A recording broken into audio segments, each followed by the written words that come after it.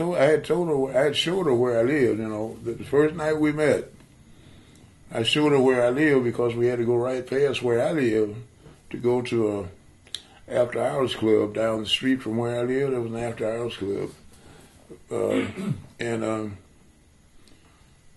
as we passed, I had a light in my window, and that was something I always did. I haven't done it here, but I always tried to do it. It's an odd thing. I always put a lamp like that in my window, so that in the lamp, I always have the lamp lit on at night, and that was because when I was a kid, and I would be out on the street, you know, at night.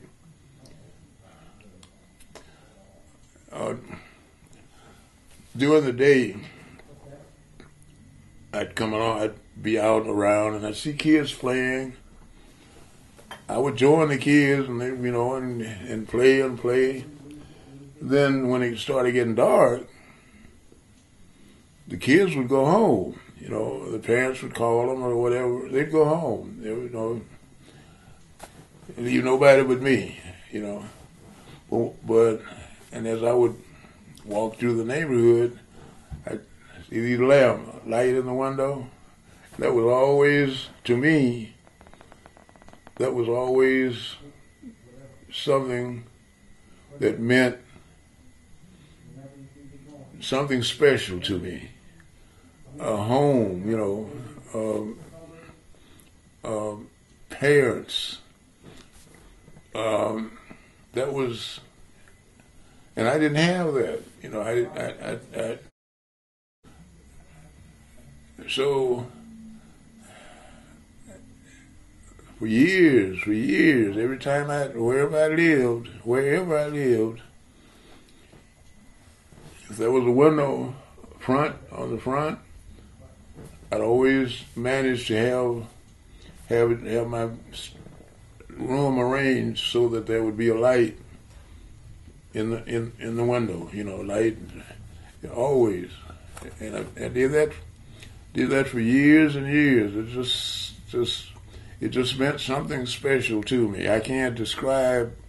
It's very difficult for me to describe how it made me feel. It represented, I guess, you know, being a kid, I can't pretend that I was able to analyze my feelings. I wasn't, but it just meant something special to me. And of course, over the years, I've stopped doing that. But up until the point I met Millie, especially, I was still doing it. And when I met her, and as I said, I pointed out my apartment to her as I passed it, and I told her, that's where I live. Where you see that light in the window, that's where I live.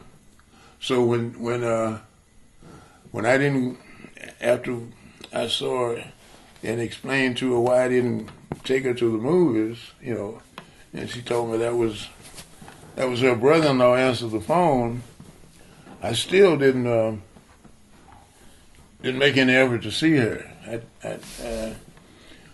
So she took the bull by the horns, as they say. And one day I'm sitting at home, bam, bam, bam on the door. Opened the door, there she was. You know, she came in, and what she wanted to know was, tomorrow is my off day, she says, and I want to go out tonight. I want you to take me out. Sure.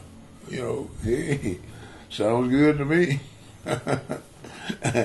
So that was a continuation. If it hadn't been for that, I wouldn't have known. I wouldn't have, you know, Millie would have been just a part of my past. But when she came, from that point, from that point, it was I was hooked. I was locked up. It was it. I was there was nobody else.